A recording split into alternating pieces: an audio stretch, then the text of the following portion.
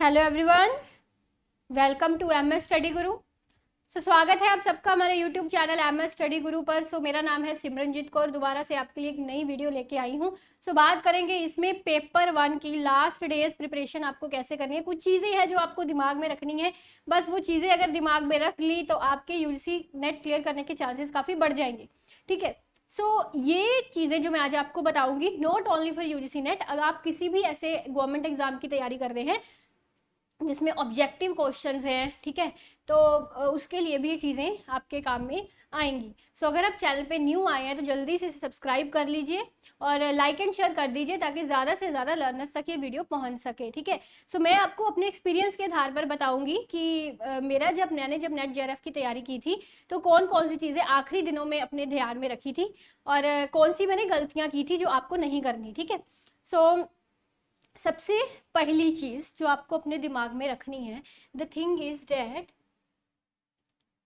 कि लास्ट के दिनों में ना आपको ज्यादा लेंथी चीजों के चक्कर में नहीं पड़ना। लेंथी चीजों के चक्कर में कहने का मतलब कि लंबे लंबे बहुत ज़्यादा लंबे लंबे मैराथन्स लगाने, घंटों घंटों मतलब किताबें लेकर बैठे रहना, इन लंबी लंबी चीज़ों में आपको नहीं पढ़ना। आपको क्या करना है, इन लास्ट वाले दिनों में आपको रिवीजन करनी है ना।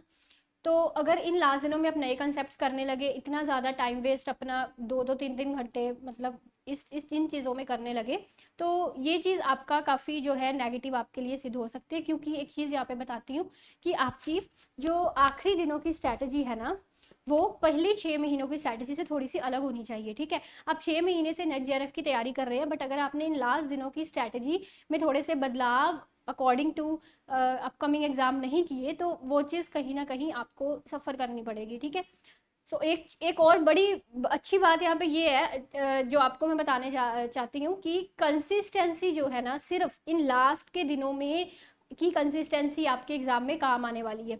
मैंने ऐसे लर्नर्स देखे हैं जो 6 महीने डटकर मेहनत कर रहे हैं, बहुत अच्छी तैयारी कर रहे हैं, बट इन 10 दिनों में थोड़ी सी लापरवाही के कारण उनका एग्जाम खराब जाता है।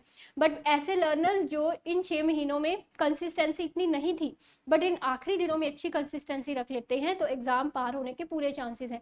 तो आप में से बड़े लर्नर्स ऐसे होंगे जिन्होंने 6 महीनों में कंसिस्टेंसी नहीं रखी, बट कहीं ना कहीं आखिरी दिनों की कंसिस्टेंसी आपके लिए फ्रूटफुल साबित हो सकती है।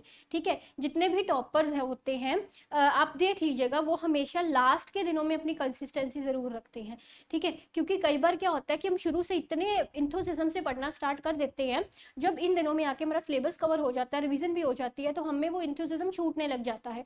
तो ये चीज़ आप में नहीं होनी चाहिए। ठीक है, तो मैंने आपको पहली टिप बताई कि आपको लेंथी चीज़ों के चक्कर में यहाँ पर नहीं पढ़ना। तो फिर आपको करना क्या है, आपको लगाने हैं एमसीक्यूज।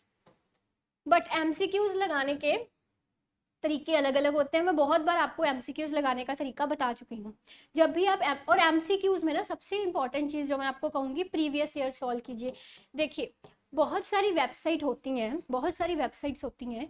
जब मैं अपना नेट जेआरएफ की एग्ज़ाम की तैयारी करती थी तो मैं सर्च की करती थी गूगल पर, बड़ी वेबसाइट्स है जो मॉक टेस्ट प्रोवाइड करती हैं, जो अच्छे एमसीक्यूज भी देती हैं। बट मैंने जो सब चीज़ें देखी तो मुझे ये रियलाइज़ हुआ कि सबसे अच्छे एमसीक्यूज हैं आपके प्रीवियस ईयर क्वेश्चन।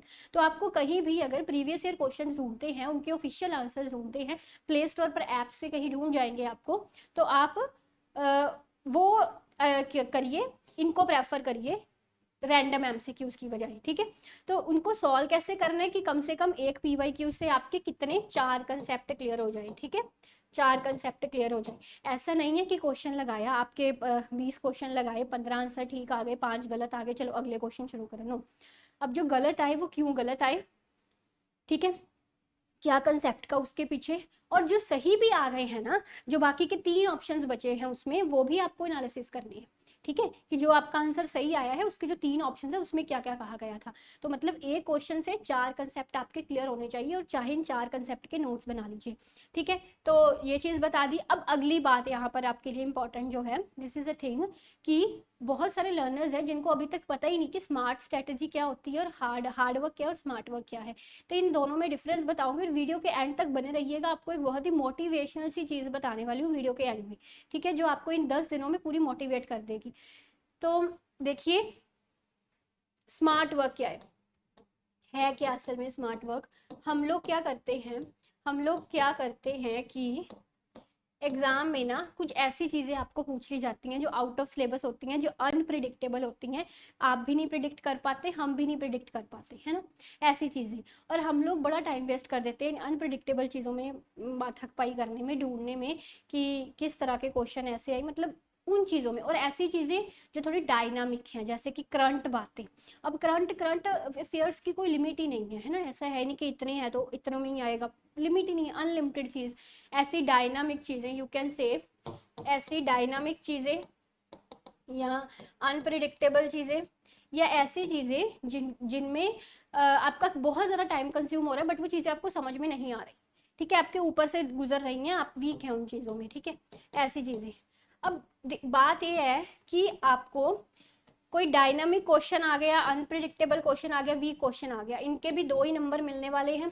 और इजी क्वेश्चन, या जिसमें आप अच्छे हैं, जिसमें आपकी स्ट्रेंथ है, या प्रिडिक्टेबल क्वेश्चन ऐसी आ गई, तो इनमें भी आपको हर क्वेश्चन के 2 नंबर ही मिलने वाले हैं, ठीक है। तो बेटर ये रहेगा कि आप इस चीज़ पर कम फोकस करके इस पे ज़्यादा फोकस करें, तो ज़्यादा आउटपुट नहीं आपको मिलेगा। यही चीज़ है स्मार्ट वर्क, ठीक है। तो जिसमें हम कुछ कर ही नहीं सकते, अनप्रिडिक्टेबल चीज़ें, आप उसे छोड़ दीजिए। अब लर्नर्स गलती यहाँ पे क्या करते हैं कि जैसे मान लीजिए एंड वाले दिन बचे, अब वो क्या करते हैं कि अब जो हमको आता है वो तो छोड़ो, जो नहीं आता उसकी तरफ भागते हैं। ये बड़ी मतलब गलती है, बहुत बड़ी गलती है ये, ऐसा नहीं करना आपको। अब आखिरी के दिनों में आपको जो आता है वो छोड़कर आप जो नहीं आता उसके पीछे भाग रहे हैं। तो अब एग्जाम में करके क्या आते हैं, एग्जाम में जो आपको आता होता है वही गलत करके आते हैं, ठीक है। मैंने बहुत बार ये सेंटेंस क्लास में 10 बार मैं रिपीट कर चुकी हूँ अपनी, कि जो यूजीसी नेट का एग्जाम में फेल होते हैं उसका रीजन क्या होता है कि वो इजी क्वेश्चन गलत कराते हैं, ठीक है। क्योंकि अगर आप इजी क्वेश्चन गलत कराएं तो आप कंपटीशन से बाहर, कोई नहीं बचा पाएगा। क्योंकि डिफिकल्ट क्वेश्चन उसके भी गलत होते हैं जिसका जीआरएफ क्लियर हो जाता है, जिसका जीआरएफ क्लियर हो जाता है उसके सारे क्वेश्चन तो ठीक होते नहीं, डिफिकल्ट क्वेश्चन तो वो भी गलत करके आता ही है। द थिंग इज कि आपको इजी क्वेश्चन नहीं गलत करने, ठीक है। तो आपको इजी क्वेश्चन जिसमें आप अच्छे हैं, जिसमें आप स्ट्रेंथ आपकी अच्छी है, या जो क्वेश्चन आपको पता है, प्रिडिक्टेबल क्वेश्चन पता है, टाइप्स ऑफ रिसर्च से क्वेश्चन आएंगे, पता है आपको लर्निंग के मॉडल से क्वेश्चन आएंगे, इन प्रिडिक्टेबल क्वेश्चंस को अच्छे से करना है, इनको गलत नहीं करके आना। जिन पर हमारा बस नहीं है उनको रहने दो, ठीक है, बट जिन पर हमारा बस है उनको बहुत अच्छे से करना है। This is a smart work. इन चीजों को करने में आपका कम समय लग रहा है, इन चीजों को करने में आपका ज्यादा समय लग रहा है, बट आउटपुट दोनों में आपको सेम ही मिल रहा है, नंबर दोनों में सेम ही मिल रहे हैं। बात समझे? So this is the thing, ये चीज़ करनी है। अब आगे की बात चलते हैं। अब बहुत सारे लर्नर्स हैं जो ये बोलते हैं कि इन 10 दिनों में क्या होता है, अभी गर्मी का माहौल चल रहा है तो नींद आने लग जाती है पढ़ते वक्त। तो उनके लिए यहाँ पर मैं ये चीज़ बताऊंगी, जो चीज़ मैं करती थी, ठीक है, वही चीज़ बताऊंगी आपको अपने एक्सपीरियंस से। जब भी ऐसा होता है कि जब हम सुबह मतलब ब्रेकफास्ट वगैरह करके पढ़ने बैठ जाते हैं तो नींद की झपकी आने लग जाती है, दिल करता है क्या करना है, मतलब किताबें बंद करो और सो जाके आराम से, है ना, या अपना फ़ोन वगैरह चला लो। तो आपको उस टाइम पे 2 बातें सोचनी है। एक बात आपको ये सोचनी है कि जब आपका जेआरएफ क्लियर हो जाएगा तो आप कहाँ पर होगे। आप उस अच्छी मतलब गवर्नमेंट यूनिवर्सिटी से पीएचडी कर रहे होगे, 35 से 40 हज़ार आपको अपना जो है फेलोशिप मिल रही होगी, या अगर यूजीसी नेट क्लियर कर लेते हो तो असिस्टेंट प्रोफेसर की जॉब कर रहे होगे। उस टाइम के बारे में सोचिए, और फिर सोचिए कि अगर हम अभी किताबें बंद करके सोने लग गए तो ये चीज़ें हमें नहीं मिल पाएंगी, ना ही हम अच्छी यूनिवर्सिटी में पीएचडी कर पाएंगे, ना ही असिस्टेंट प्रोफेसर बन पाएंगे, तो बैठे रहेंगे बस ऐसे ही। तो आने वाले सालों में क्या होगा, कुछ नहीं, ऐसे के ऐसे। जो घर वाले हैं वो भी एक टाइम के बाद पॉकेट मनी देना बंद कर देंगे, तो क्या करेंगे फिर हम, है ना। तो जब आप इन चीज़ों के थोड़ा फ्यूचर के बारे में सोचना स्टार्ट करेंगे ना, कि अगर हमारा जीआरएफ क्लियर हो गया तो हम कहाँ पर होंगे, और अगर नहीं क्लियर हुआ तो हम कहाँ पर होंगे आने वाले टाइम में। तो जब आप ये चीज़ों का दिमाग में सोचते हैं ना आने वाले फ्यूचर के बारे में, तो एकदम से नींद उड़ जाती है कि नहीं, मुझे तो अपना फ्यूचर सिक्योर करना है।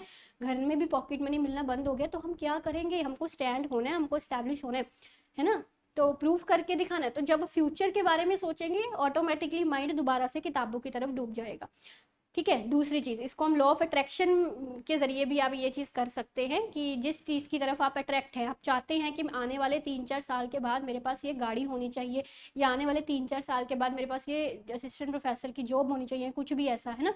तो जब आप वो चीज़ के बारे में सोचेंगे आने वाले फ्यूचर के बारे में कि ये चीज़ मुझे लेनी है, मुझे इतने की सेविंग करनी है, मुझे ये गाड़ी चाहिए, तो तब आपका दिमाग ऑटोमेटिकली किताबों की तरफ जाएगा। ठीक है, पहली चीज़ ये। दूसरी चीज़ उस टाइम आपको क्या सोचनी है, उस टाइम आपको ये सोचना है कि जिस टाइम पर आप सो रहे हैं, जिस टाइम पर आप घूमने में टाइम वेस्ट कर रहे हैं, इस टाइम पर आपका कंपटीटर किताबों में डूबा हुआ है। ठीक है, जो 2 घंटे आप बर्बाद कर रहे हैं, उन 2 घंटे में उसने सारा रिसर्च एप्टीट्यूड खत्म भी कर लिया है, तो आप उससे पीछे रह गए ना, तो आप तो कंपटीशन से बाहर जा रहे हैं, क्या करेंगे, वो आगे निकल जाएगा, आप पीछे रह जाएंगे। ठीक है, देखिए होता क्या है, जब एक क्लास, जब हम जूनियर क्लासेस में थे, एक क्लास में बैठ के पढ़ते थे, तो आपने कभी ये चीज़ रियलाइज़ की होगी कि मैडम हमको काम देती थी याद करने के लिए या फिर लिखने के लिए, टेस्ट देती थी कि टेस्ट करो, तो जस्ट वो नंबर बनाने के लिए ना, कि हम फटाफट से टेस्ट कर लेते थे, फटाफट से सॉल्व करके मैडम को दिखा देते थे। ये चीज़ होती थी कि अगर मतलब मैंने सॉल्व नहीं किया तो वो दूसरा पहले सॉल्व करके दिखा देगा मैडम को, वो मेरे से आगे निकल जाएगा, ये भावना आप में होती थी, कंपटीशन की भावना। जो भी थोड़े इंटेलिजेंट स्टूडेंट्स होते हैं उनमें ये कंपटीशन की भावना ज़रूर होती है कि वो अगला हमसे आगे निकल जाएगा। बट जब हम घर पर बैठ के सेल्फ स्टडी कर रहे होते हैं तो ये कंपटीशन की भावना हम भूल ही जाते हैं। हम ये चीज़ भूल ही जाते हैं कि जिस टाइम पर हम सो रहे हैं दूसरा बंदा मेहनत करके आगे निकल जाएगा। ठीक है, छोटी क्लासेस में याद होती है, बट आगे जाके हम ये चीज़ें भूल जाते हैं। तो यही चीज़ आपको सोचनी है कि अब दूसरा बंदा तैयारी कर रहा है एग्जाम की और उसने इतने यूनिट खत्म भी कर लिए हैं, तो ये चीज़ आप में एक मोटिवेशन जगाएगी, ये दोनों चीज़ें, जिससे आप एग्जाम की तैयारी करने के लिए दोबारा से डट जाएंगे। तो फॉलो करके देखिएगा, ये टिप आपके बड़े काम आने वाली है। ठीक है, तो होप यही सब चीज़ें जो मैंने आपको बताई हैं, होपफुली आप सबके काम आई होंगी। ठीक है, so thank you very much for watching. और यहाँ पर सबसे इम्पॉर्टेंट चीज़ जो मैं आपको बताने वाली हूँ, अगर आप मेरे साथ पढ़ना चाहते हैं, यूजीसी नेट की क्लासेस मेरे साथ ज्वाइन करना चाहते हैं, सो अनअकैडमी पर मेरा पूरा कोर्स यूजीसी नेट का है, पेपर 2 इकोनॉमिक्स का, और साइमल्टेनियसली आपको पेपर 1 भी मिलेगा। सिमरटेन कोड के द्वारा अनअकैडमी की सब्सक्रिप्शन लेकर आप मेरे कोर्स को ज्वाइन कर सकते हैं। एंड अनअकैडमी पर मेरी फ्री क्लासेस भी होती हैं। इन फ्री क्लासेस को अनलॉक करने के लिए भी सिमरटेन मेरा कोड है, तो उसके ज़रिए आप फ्री क्लासेस को अनलॉक कर सकते हैं। शाम को 5 बजे होती हैं। यूट्यूब क्लासेस भी होती हैं, और ये जो फ्री क्लासेस है ना, इनके लिंक आपको टेलीग्राम चैनल पर मिल जाते हैं। टेलीग्राम चैनल का लिंक भी डिस्क्रिप्शन में दिया गया है, वहाँ से टेलीग्राम चैनल फॉलो कर लीजिए, सभी क्लासेस का लिंक आपको मिल जाएगा। और मेरी यूजीसी नेट इकोनॉमिक्स की बुक के लिए भी डिस्क्रिप्शन में लिंक दिया गया है, अगर आप चाहें तो वहाँ से ले सकते हैं। सो लाइक एंड शेयर कर दीजिएगा ज़्यादा से ज़्यादा सेशन को। Thank you very much for watching, take care, bye bye.